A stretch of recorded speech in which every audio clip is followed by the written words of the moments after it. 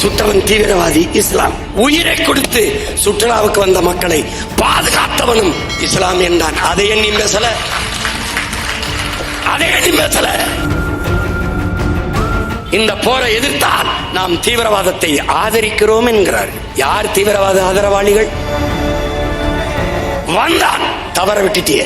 எத்தனை பேர் வந்தான் தெரியாது, எப்படி வந்தான் தெரியாது, ஆயுதங்களோடு எப்படி வந்தான் தெரியாது. உள்ளே வந்து அத்தனை மக்களையும் சுட்டுவிட்டு திரும்பி பத்திரமாக சென்றான். எப்படி? இப்ப யார் தீவிரவாதத்தை ஆதரிக்கிறது?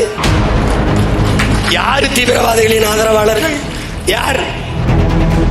வெடிச்சத்தம் கேட்டவுடன் ஓடி வந்தார்கள், சண்டையிட்டார்கள், அவர்களை சுட்டார்கள் வீரர்கள் என்ற செய்தி வந்தால் நாட்டு மக்களை பாதுகாக்கிறார்கள் என்று நாம் எடுத்துக்கொள்ளலாம்.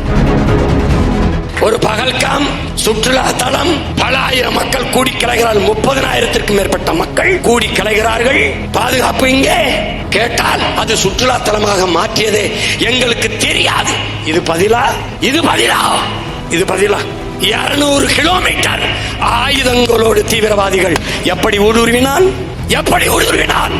செத்தது 24 பேர், வந்தது எத்தனை பேர் யாருக்கு தெரியும்? கணக்கெங்கே?